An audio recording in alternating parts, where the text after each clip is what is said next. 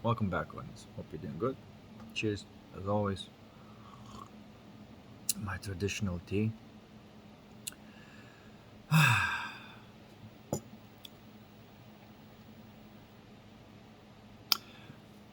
In this video, I want to talk about something that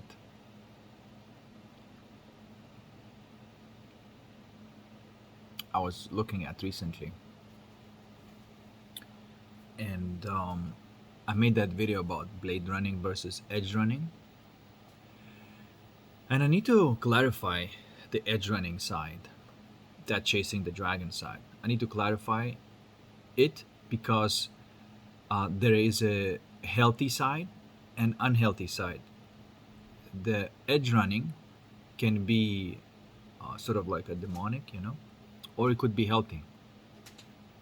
And what does the edge running means? Okay, so the dark side of edge running, based the way I see it now, is when people don't bother alchemizing any of their wounds, hurts, and they look for the ways to compensate for it through pleasure, the hedonistic pleasure. And there is a good pleasure, and there is a hedonistic pleasure. Now, hedonistic pleasure always comes at the cost of somebody else's well-being. That's the definition. It drains somebody else's vital energies. Okay, that's the way I see it right now. And we have the types of energies as well. Like in a soul, the energy that is there, you would call it ether. In the mind, the energy that is there, you would call it mana. And then in the body, in the world of motor sensory world, you would call it vitality. Is it? At least these are the names that I give. I mean, I'm sure that there are many different names for it, but these are the names that I give right now, and these are the the the three resources of energy to create and get what you want, basically, what your soul desires. But in a video game, there is a challenge, and the challenge is that um, there are the dark side. It's basically, it's all, it's almost like at the end we're looking at, this is why I have to find a better word for the edge running. The blade running, I like it because it's very precise and it means what it means. The net runner, the blade runner, these are good terms. Jedi, other name, there's many names for it. And then of course there's the other side. Another word for it, I just saw a video, I think, what was his Santos Bonacci, and he talked about the Elohim and Nephilim. It's basically, Nephilim would be these vampires, bloated vampires that basically are the most disconnected from the source, so to speak, and so therefore they need the most subdue and inflict suffering on the most people. You have to understand, and these people are usually in positions of power, and they usually control the law and the military to enforce the suffering. They don't give a shit about harmony and well-being. They pretended like, oh, maybe one day we're gonna get this right. Let's see if we can get this right. But meanwhile, that's not their intent. Okay, the intent is to cause suffering, because that is how they derive the satisfaction and the hedonistic type of pleasure. Okay, and anyone who derives the pleasure at somebody else's misery is this type of vampire. I don't know, like I'm tempted to name this video Jews versus Jedi's, but you know, but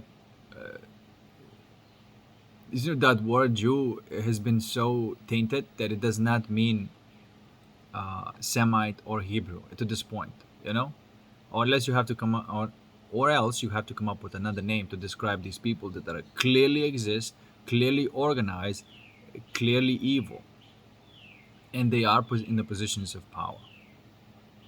You cannot deny that exists. Call them whatever you want. Call them in biblical terms Nephilim, but they do exist.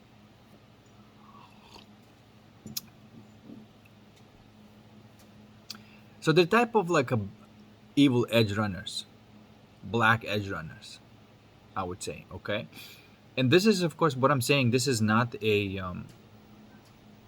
woo woo. This is not an opinion. This is a fact, a measurable fact of when a person derives rush, excitement, adrenaline, and sometimes people call it like adrenochrome, but I don't know enough about adrenochrome because when I was studying biology and genetics, I did not put a lot of attention there. I don't know if it's just a myth or whatever, but adrenaline, like epinephrine, and these compounds that produce satisfaction and this type of exciting pleasure is real, okay? And this is type of like okay, but in these people, that excitement, that rush is being released when they are inflicting suffering on somebody. This is why they often use like children, because it's very easy to do this, and is that if you do this at somebody who is like the most helpless, right? So you inflict suffering on somebody who's super helpless. In this way, you derive that type of pleasure. You may see like kind of sick people, but you can go into other like light layers, and you can kind of see that people do that in other ways. For example, like the whole cuck thing, and what's this guy's name, Puff Daddy, right? And so apparently the story goes that he was sort of like participating, getting off on these types of things, right? So this one of the videos that I made, that everybody in Babylon is trying to get off on their sexual wounds, right? And excuse me, get off sexually on their wounds, on their traumas, on their distortions, right?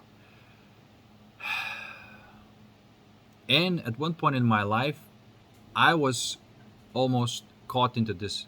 I never executed it, but in my mind, there was this idea of like liberating yourself sexually, you know?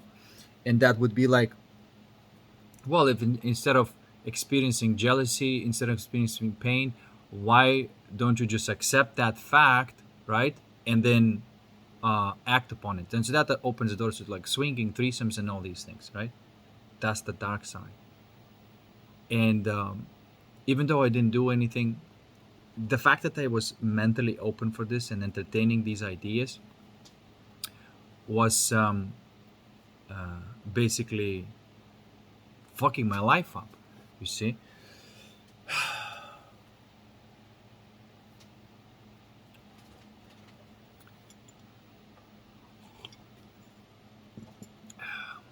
Then at some point I realized like, oh fuck, this is not the way.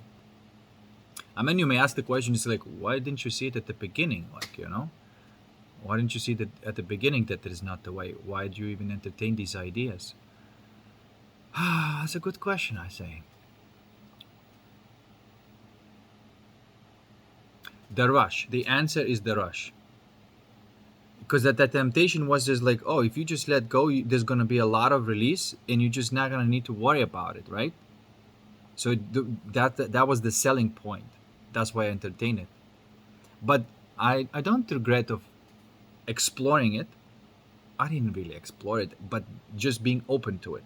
To me, that was enough to explore, to see you just like open your mind to it and you enter that world of this, and then all these patterns of thought that, because you still have that distortion in your heart, are super exciting and releases adrenaline rush and all these kind of things. See, this is why people do it. Okay, so this is a fact, you can measure it.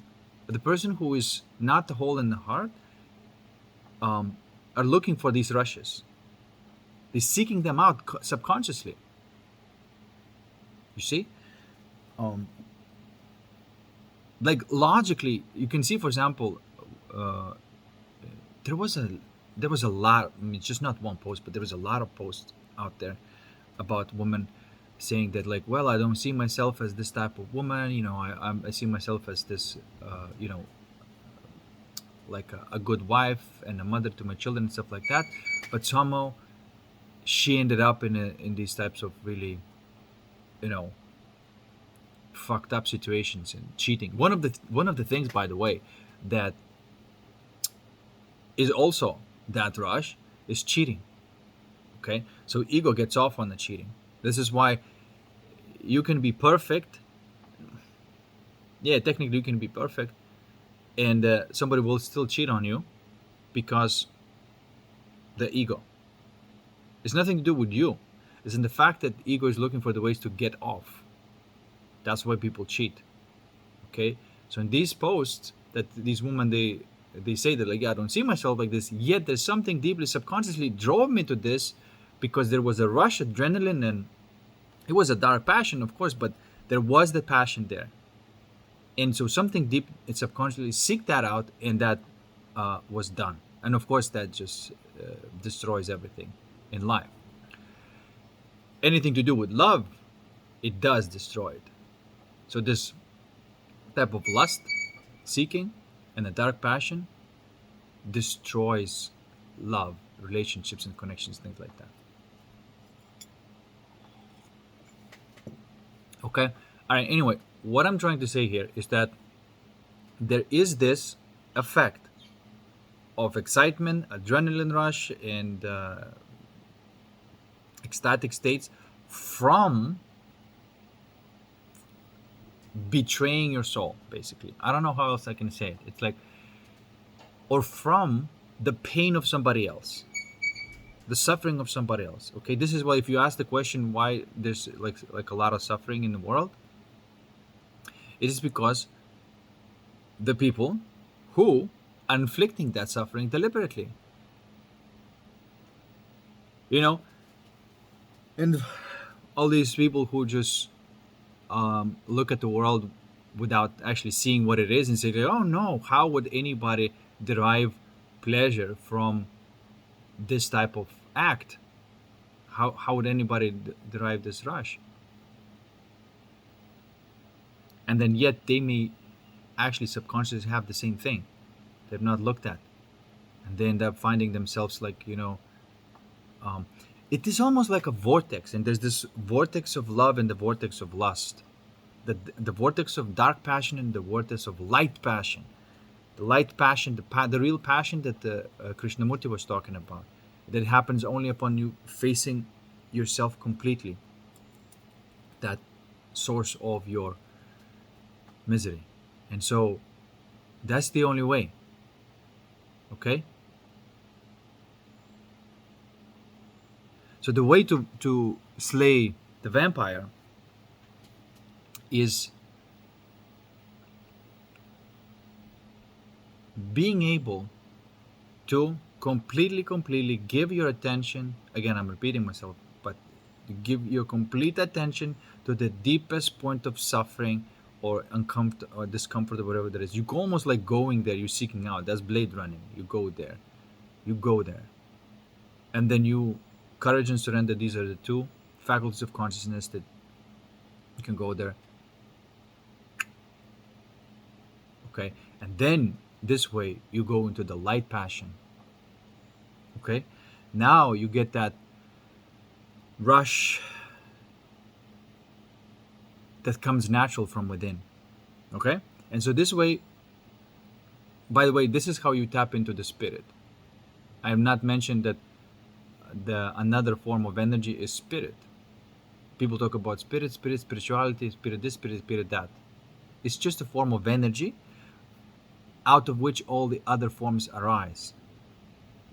That's like when people talk about the philosopher's stone, is a certain type of structure in your soul that is capable of generating that energy.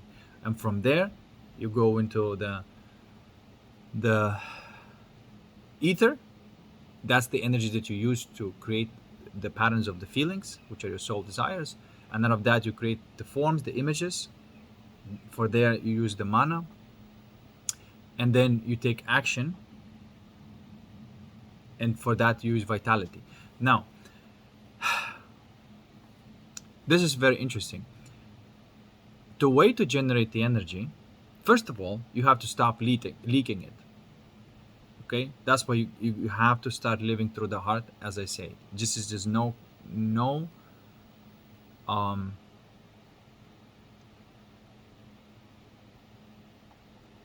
no negotiations here. You just have to. Okay, like if you wanna, but that's the way out of the suffering, the way out of the seeking, the way out of all of these different things, and you become uncorruptible. And not only that, if you keep going that way, you keep taking the energy from the dark side. And how does it look like? It looks like this. They no longer get the satisfaction from the things that they used to do. They no longer get from satisfaction of you know, abusing children, or they're no longer interested in playing this war game and having two sides to fight each other. So then there's a lot of suffering and fighting there. No longer derive the satisfaction of being puppet masters. And that's it. And they literally lose that energy. And because they not receive that adrenaline rush, they can't receive adrenaline rush from the same thing anymore. They die. They basically die out.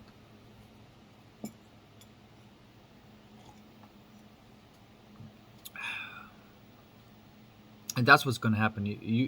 Yes, you have to.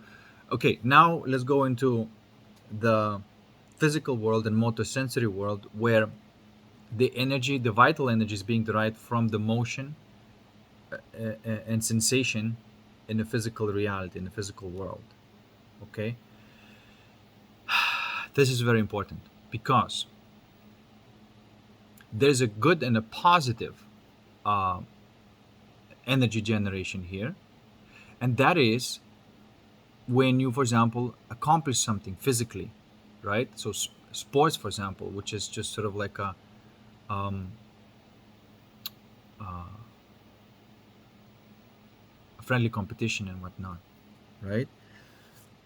Or any kind of activity that releases that rush energy that is healthy and like life affirming, not at the cost of somebody else. Does that make sense? Which means that you can be super engaged in the physical reality, like I don't know what to say.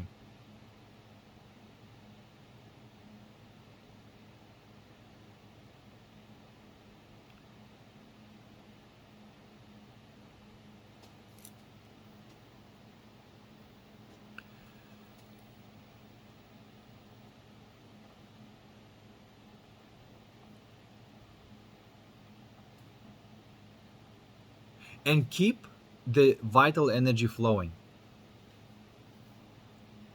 Okay, so that's why the physical activity and the things that you do in life matters, and you have to do them. It's, I always say that the way to beat the evil is external discipline and internal alchemy. And it's always going to be the truth. You cannot just do the internal alchemy and not do external discipline. It's just not going to work. It's missing. Somebody has to take action. Somebody has to make a change. Somebody has to derive pleasure from installing the just systems, you see, and derive pleasure from um, accomplishing something that is generating well-being, right? So gen- just like they're receiving the adrenaline rush from abusing their power, here you receive that rush from protecting the well-being, right? They're stealing the energy, and you are creating the forms and structures that you protect the stealing of that energy. Another way of saying it, like you derive pleasure by taking actions on the things that accomplishes a protection of innocence and playfulness and creativity and things like that. This is why I say that the transition in this world that we're going through right now, it's about turning governments into protectorates. The vision that I have in the world is that we don't just become like uniform world where all the systems are the same and and boring and stuff. Like, no, the countries remain, but each country becomes a protectorate. And when one country becomes a protectorate and functions on these solid infrastructures that are anti-corruption and uncorruptible, because right now in this day and age of digital world, that's very possible to do. Okay, before it wasn't possible, but now it is possible. And through the Web 3.0, through the decentralization, through currencies like Bitcoin, and many other ventures that it makes it possible to do so. Okay, and whenever like a big country becomes a protectorate and no longer government, and there is a specific point where the government would actually call itself like this. There's a very specific structure. This is not something that like I'm making up. It's not a secret either how protectorates work. Okay, it's just that everybody, what is using, like the people in power chose the government and not the protectorate. That's all it is. But what I'm saying is that whenever some big country becomes a protectorate, which means that it's not weak, it doesn't mean that it doesn't have any military. It just means that the way it operates, it is does not inflict suffering on their own people. It generates the energy from the creativity and playfulness within the population, and does not suck that energy out. Okay, and it's not like people at the top are losing energy. They're not losing energy, because people who run the protectorate are not vampires. They cannot be vampires. They have to be, whole people.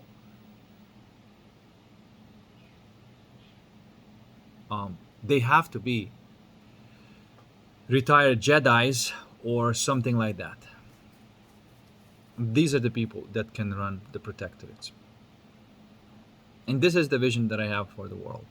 Little by little, every country converts into the protectorates. Because like I said, it doesn't require a lot of,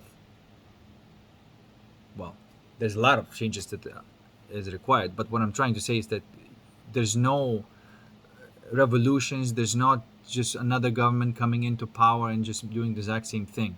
No. I think little by little we are seeing that happening. I can see that in the United States, for example. At least there's some efforts are taken towards this direction, right? And also, the people who are going to create these protectorates are not going to be like clean and saint people. These are people who are going to be self-reformed. That's why you have to be careful with like judging their past, because if you go, for example, by my past and say that like um, I don't know, I don't know what would you say, but anyway, if you hold the opinion of how I was in the past, then that's not really who I am now. And so that's why a lot of people there in the government are going to be kind of reformed. Okay? And these are the best people because you want the best person in the police is the one who was the best criminal. Policing, I should say, not necessarily police, but policing, right? Because they know how it all works. Um, it has to be like this. And I made a video a long time ago saying that every hero used to be a villain, and at some point, you know, not that, I don't know. I just see that best heroes must have been villains. Otherwise, how the fuck would they know how the villain operates? Right? This is why the goody two shoes will never be a hero. Because goody two shoes never left the comfy zone, never went into the darkness, never. You see what I'm trying to say? So that's why, like, I'm all for having people um, addicted to these structures of power and whatever that addiction may be, and reforming themselves.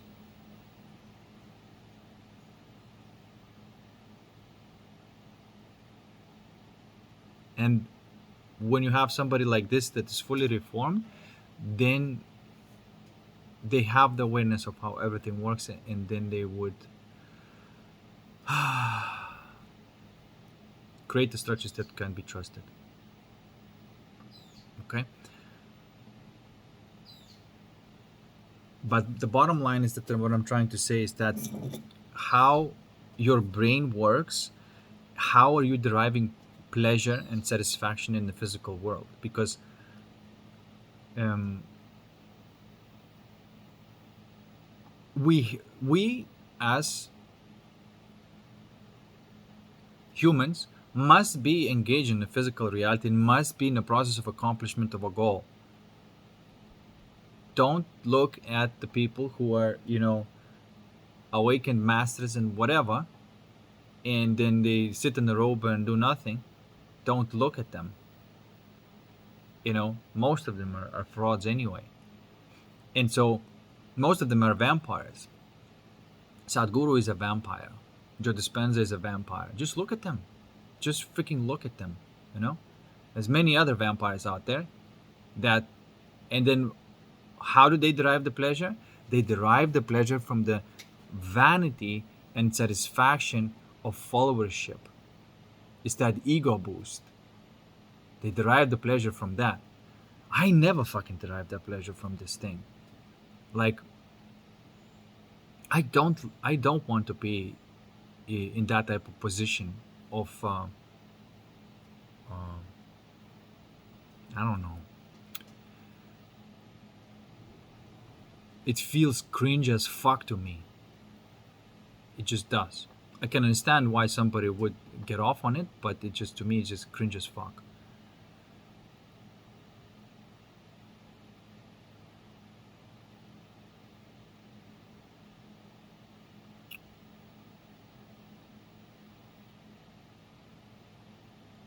So there.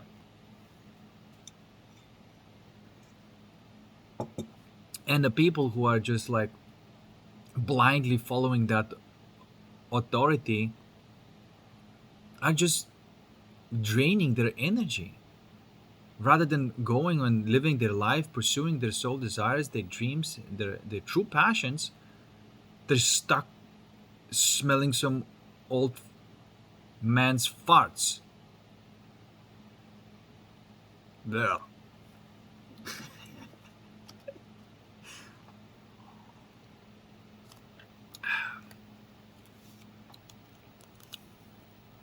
Anyway, so that's another way of describing what it's like getting off on other people's suffering, and it can be very subtle, and it can be very obvious, and it could be like super evil, and it could be kind of less evil, but that's the thing.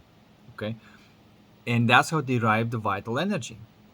They do this for the vital energy, because they rely upon this vital energy to create and continue that um, mischief or whatever the fuck that they're doing.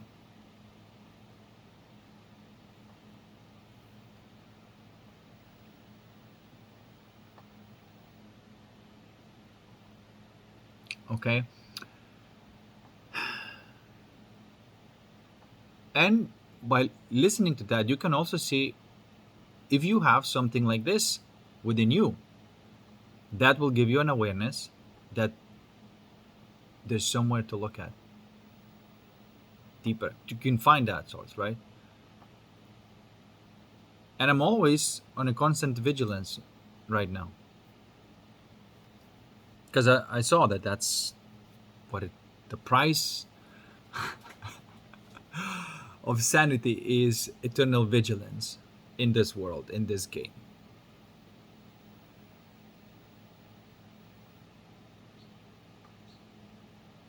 And I'm learning to be immune and uncorruptible, but I'm not saying that like by default somebody can be like that. Like that's not been given to me. Like I don't. It's not being handed to me. I have the same distortions, same temptations, everything, except that I'm looking for the ways that actually excuse me, has permanent solutions, and not going to hedonistic. Because you see that the motion of consciousness will always going to be whether you are going within, alchemizing the energy, receiving the spirit energy, turning into ether, creating these wonderful feelings, turning into the image, and then taking action, taking right type of action to generate that vital energy. And you also get that rush and adrenaline and pleasure, but you do it in a healthy way, because your body, your this avatar body, runs on pleasure. This is how it understands what's good and what's not good. Okay, so if your body is conditioned to keep on accomplishing something and taking action, the right type of action, that's healthy. And so I have to say that this type of pleasure is good. But you can only have good type of pleasure if you don't have a distortion in your heart. Basically, you go back in the physical world, but you went right from the depths of your soul. And now when you take that action, you're gonna feel good and receive the pleasure because that action was right action. Okay?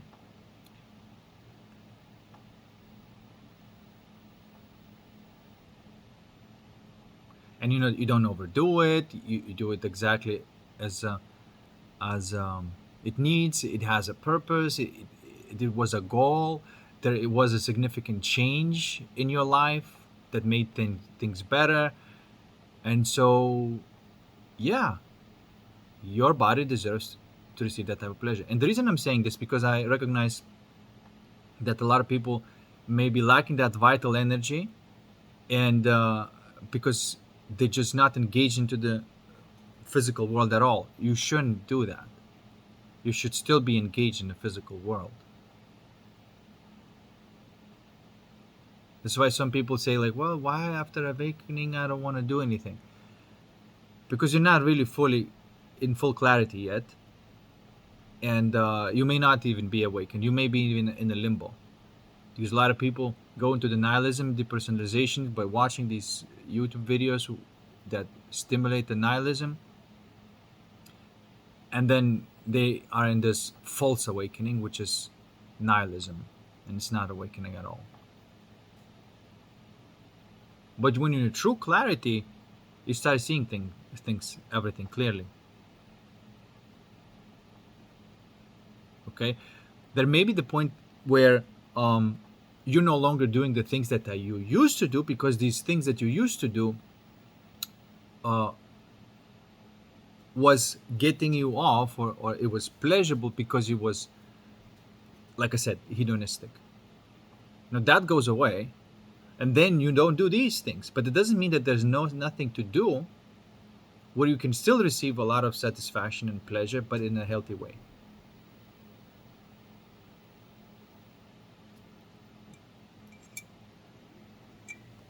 Very important component, and this is of course what's important in my life, and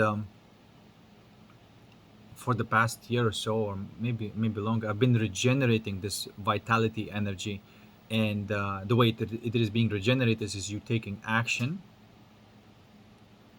pursuing some particular goal, and deriving pleasure from accomplishment of that goal. Okay, and so that system must also be repaired, because before the reason of why you did this was different. Does that make sense? So I understand that transitional period, it is normal because your brain is your brain is being rewired. Your motivational mechanism is changing completely, right? Because before you could have done it like some stupid thing out of vanity, right? It's to prove a point or something, some shit like that.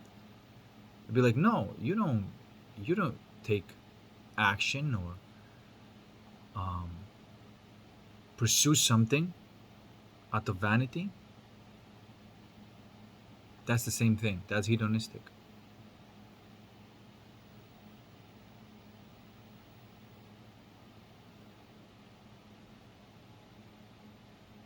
So anyway, so just wanted to bring your attention to this thing.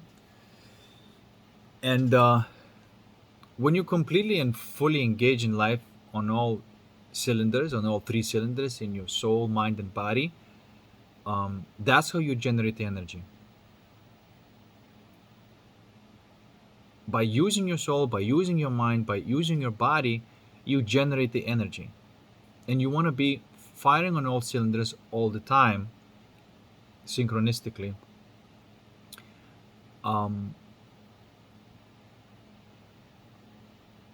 and then you'll be in this point where everything works perfectly like well-oiled machine.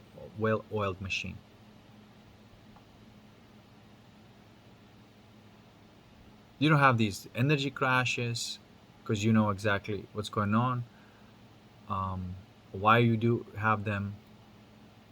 But also, um, any person who has some degree of ego is a type of vampire.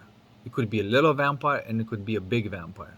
But any person who has at least some degree of ego is a type of vampire. Unless you alchemize it,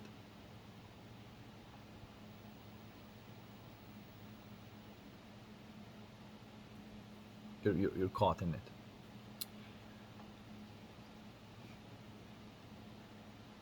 Now, another thing I want to say is that um, the, the people who carry egos, or as you know, like say, like, there's just only one ego, but they may like channel one particular pattern of the ego. They're not your enemies. The people are not your enemies. This is what I've been learning. They are not your enemies. Okay? Because it's not the people. It is what's behind them and what kind of pattern they're channeling through them. Okay, so when you put your enemy not as people, but you put your enemy as that patterning of the ego, um, you approach it in a much healthier way. Because if you think it's personal and you think it's a person, you're going to take it personally, and then you're going to waste a lot of energy on rage, where it's supposed to be placed, and not waste it on the rage or anger, but channel, not channel, but move there at the source of the reason of it. Okay, so what you start seeing is that, and you're not avoiding people like that, You are basically, um, I've said this before, you treat them as an alchemical challenge. Not that that it's about them, it's about what they're bringing to you. They're bringing this coal out of which you can make a diamond. That's how you start looking at them, right? So think about the paradigm shift here. Whereas before you would be taking things personal and think like, oh, how can a person do this? How can see the person would not do this? This is something that is very mechanical and evil that did this. Okay, I understand the phase of taking it personal, and I went through that phase as well. But now I see that differently because I started meeting people, and sometimes when I'm in the groups of people, there's one particular person may carry like super intense energy, whether it's like a lot of pressure there or a lot of pain or whatever. But I would just through just general feeling would seek that out. I don't know, it's like my consciousness, because when you leaning, when you're blade running, so to speak, any kind of energy that's standing out, you immediately becoming aware of it, and you know where it's coming from, because proximity matters and their attention of you matters. If they're looking at you, that thing's gonna come online. Now, they carry that ego energy. They may not even know that they carry. It may be that, like for example, in some cases, um, women who are being abused by a man, they carry that energy, right? And vice versa. It's usually about the pressure or pain. And so when a person in front of you is like that, you use it for the purpose of alchemy. You don't go and start being angry at that person, even though that's exactly what it would be at the beginning of the interaction if you take things personal. Because what would happen is that that person seemingly would inflict pain onto you, and if you're not looking at that pain as the catalyst for your alchemy, and you moving away from that pain, you will do and take some sort of abusive action towards that person, because this is the energy that they carry. Does that make sense? So you do the opposite of what most people would do. Is you don't take things personal, and then you go into that energy and you say, all right, so this person brought me this coal to alchemize. It takes you out of the world of pettiness, and you know why you're meeting that person.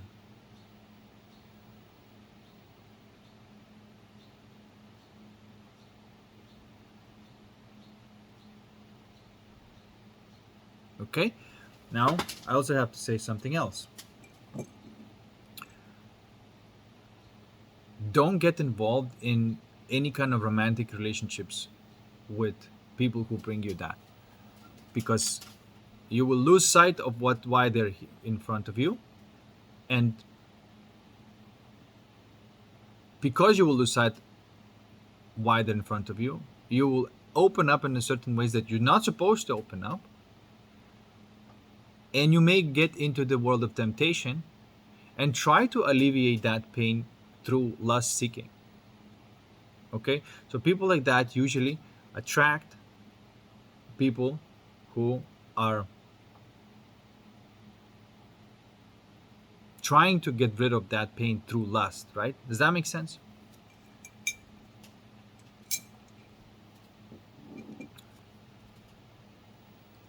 This is one of the shifts that happened when I started alchemizing lust, I started seeing that I don't really have any romantic interest. If there's no lust, there's no romantic interest, then there's clarity in the truth of what's really going on. Because there was lust is not romance anyway. It's a false romance. It's not real romance. So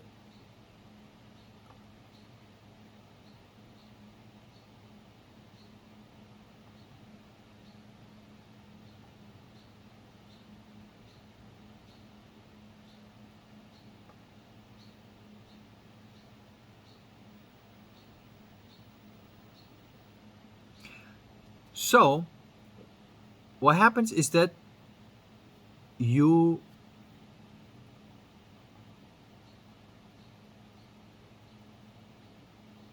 see that's sorry the saying of what a lot of messages from okay, let me just gather my thoughts here.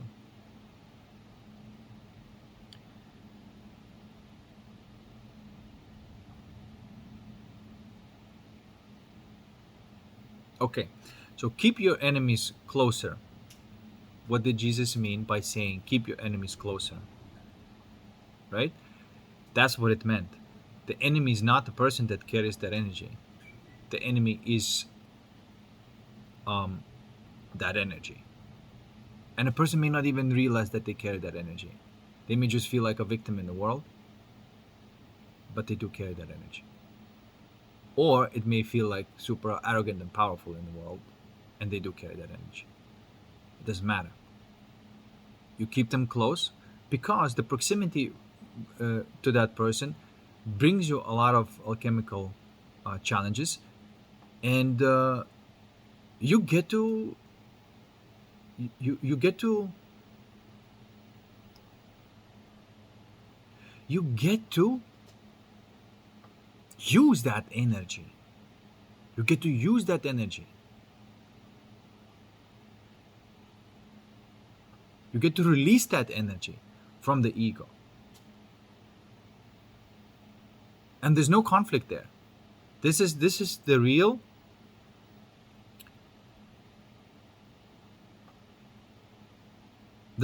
way of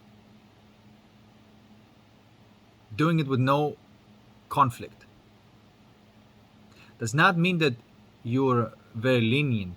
No. If you, for example, if you're doing a business deal and you have to do a business deal with somebody who's arrogant and corrupt as fuck, and you have to basically, they're in a position of power and you have to make a deal with them,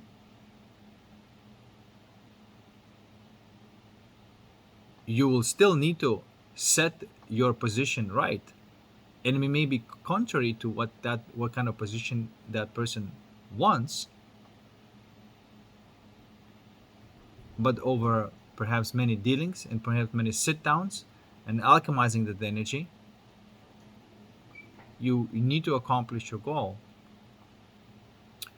But there's not but you don't hate that person, because you know it's not about the person. You're there, and your secret is to basically, without that person even knowing it, to eradicate their ego.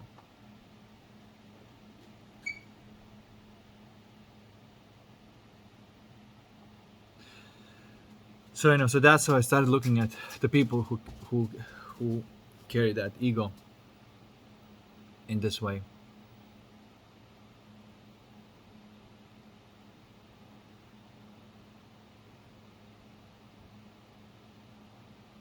And you know what? I tell you what, like a lot of times they don't even know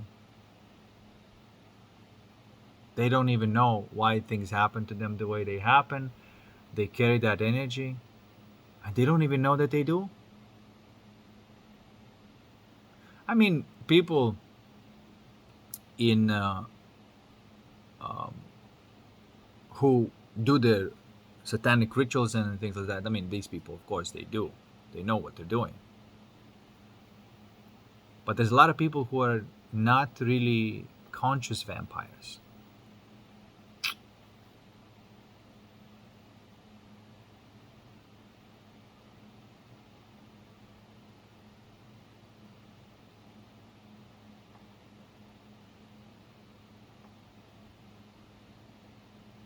Okay, so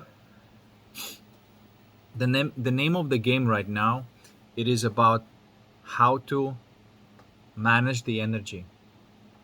You do have a degree of control, but all the control starts at the beginning. You have no control unless you start at the beginning, which is the spirit, the ether, then the man, then the vitality. Then you have control.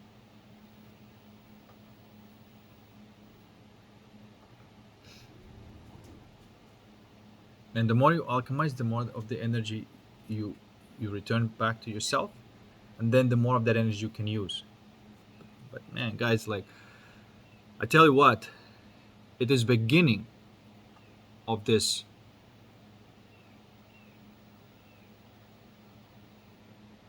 takeover of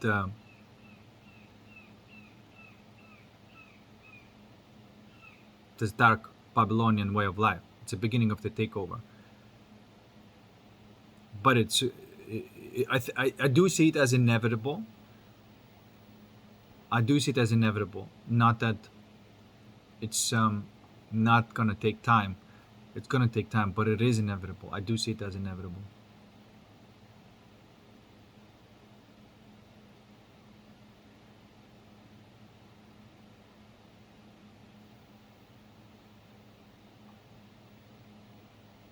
There's something here that I want to say.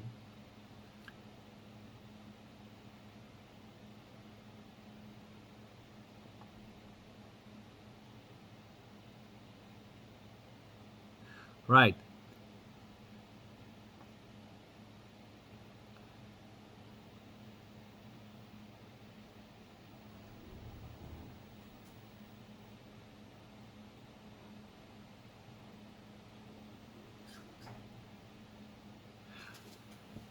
Some people may not see anything wrong with that.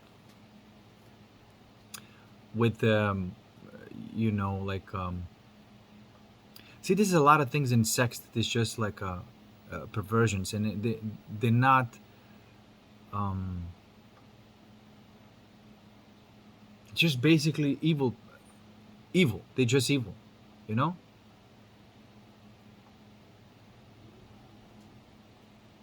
There's natural things in sex, and again, look. What I'm trying to say here is that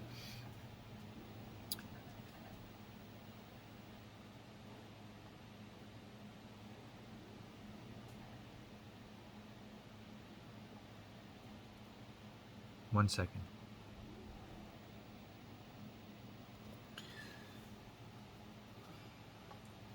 Okay, what I'm trying to say here is this.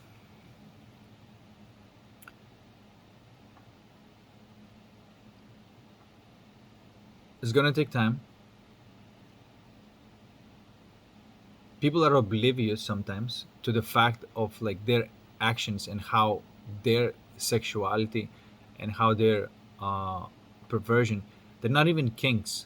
You know what I'm trying to say? Because, like I said, you can derive pleasure and a lot of pleasure, maybe even more pleasure, without hedonism, without um, having these types of like des- dark passion through desecration of love and things like that. I just want to say that it is evil. You understand? Like, if you participate in that, it is evil. And even if you become aware of this and say like, okay, this is this thing that I do, it is evil. It is facilitating evil. This whatever, you know.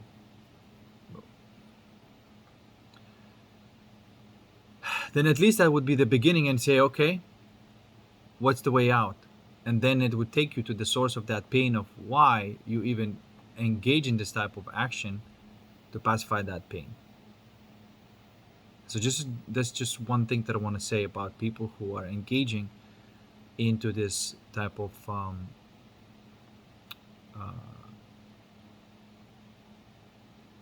in this type of dysfunctional dynamic of sex.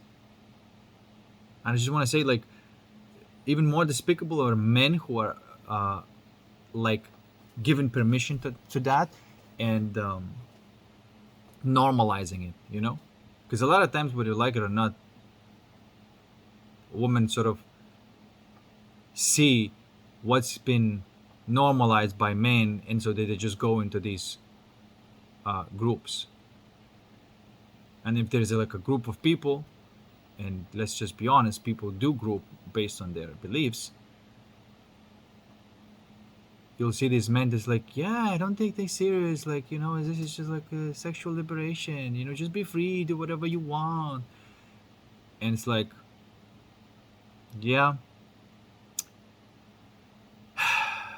maybe not.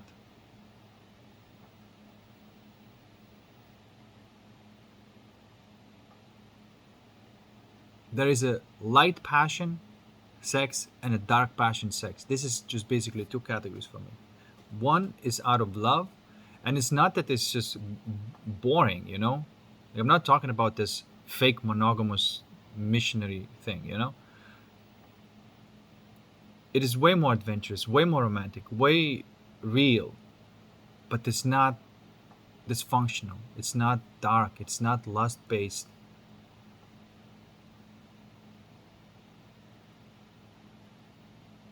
And it's just that. And it is important. Like, sex is important.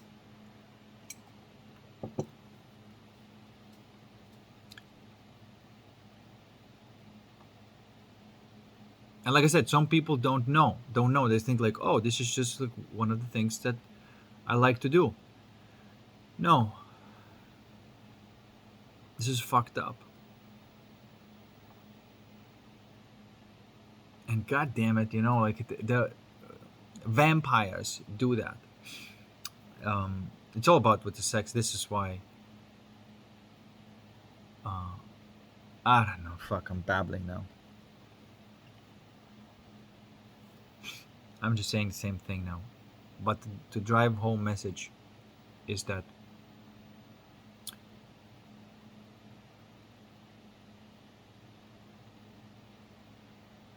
rid of all dark passion fantasies. Just rid of them, because they're the reason why they're there is because of something has not been looked at in your heart. But when something is looked at in your heart, the reward that you have there is just uncomparable. And you do end up having, that light passion still.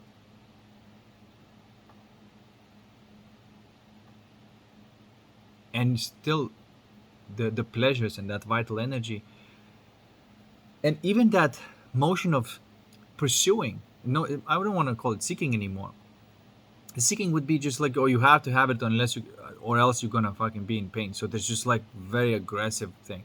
But pursuing is a nice type of motion. You are going for it. You are doing things. It makes you feel good. Keeps your body and the brain vital, full of energy, and that's healthy. It's not healthy to not to be engaged and be active in the physical reality. It's just not healthy. Yes, you may have days off, like for example, day Sunday, so I'm just very chill. But last 2 days I was very active, and so the activity generates the energy. That's how it works. Use it or lose it, basically. And I do feel like I'm not firing on all cylinders yet, because you cannot just rush these things. You have to build the infrastructure and the structures. When a system is built well, then you just test it out and then you tweak it. You build it a little bit better, test it out, build it better until it's built in a such way where it's consistently moving, and it has a good rhythm. Because this is what, like, I'm trying to settle in and adapt to this environment that I'm in right now. And it's not easy. It's a constant adjustment. I try to extend the network and connect with people, and then I get the feedback, and then I see that's how it works. How do I approach this, because it's difficult. A lot of people are basically infected with that virus, and a lot of people come here, like all these adult hotels and stuff like that. They come here for this reason. um, a lot of women too. So they say. I mean, not that. So they say. I see them.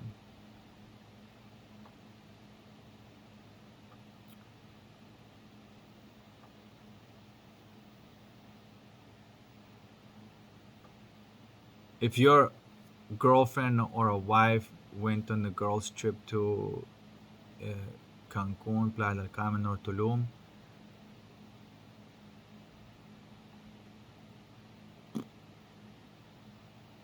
you don't have a girlfriend or a wife.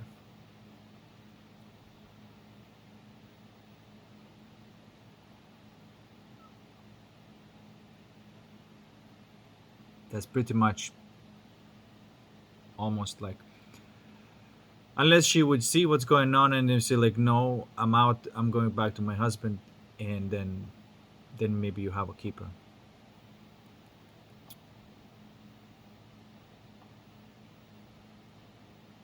But you see, the type of woman that would not go for it for this, she would recognize of why there's this attraction towards this, you know, desecration of love and things like that.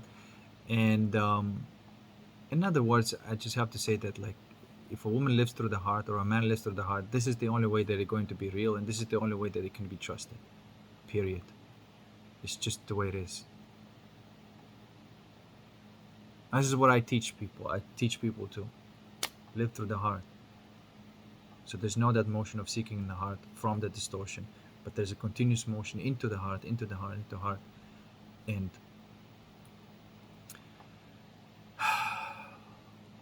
so, so that,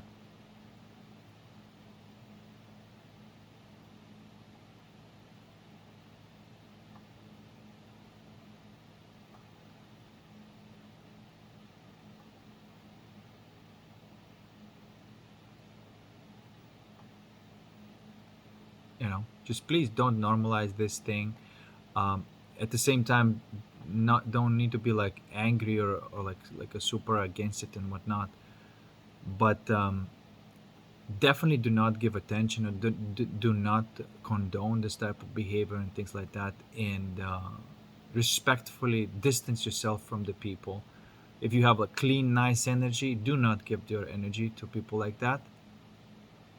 um, okay, meaning giving your energy is you giving like your sexual energy or that type of appreciation. Do not give the go straight to the alchemy. If anybody is in in front of you like that, do not go into the resonance. Go straight into the alchemy. What else can I say about this? And at the same time, you will find a certain degree of compassion for the person like that, and not necessarily um, like, you neither like get hooked and tempted by that succubus incubus energy. You alchemize that and you remain a friend. That's probably the healthiest way. After I realized what the fuck is going on here, I was like, oh, I see. There's no, I don't know, like, very, very few people who are here for that uh, internal gold. And the reason it's such a good catalyst for the internal gold, because so many people and so much energy are seeking that external gold. And external gold, I don't mean, you know, literal gold. I mean that dark passion. And so there's the difference between the fool's gold and the real gold. The fool's gold is that dark passion. The real gold is the light passion. Okay, guys, I think I've exhausted the subject. Just to summarize, the main message was that the from seeking to the pursuit in a physical reality, you continue pursuing. You're continually active. You're continually doing things, accomplishing, receiving the good feeling and the pleasure. The dopaminergic system is nothing wrong with it. It's healthy. It's supposed to run. It's supposed to run.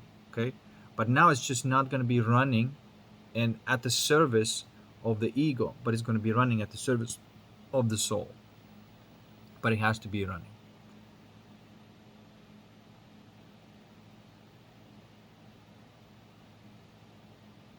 And hopefully this helps you, this approach to life that basically removes things that you may take personally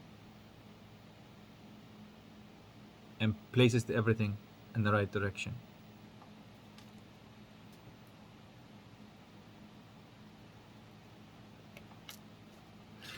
Because before you, if without this type of level of awareness, without this paradigm, what would happen before is that you would get attracted to the person who carried that energy, and you want to engage with them in some sort of form of, romance and stuff like that, and that's where the matrix gets you. But now you're not doing that. Now you're recognizing that it's about the catalyst of the alchemy, and you appreciate that, but you don't take this personally. All right, that's it, guys. I'm repeating myself. Here you go.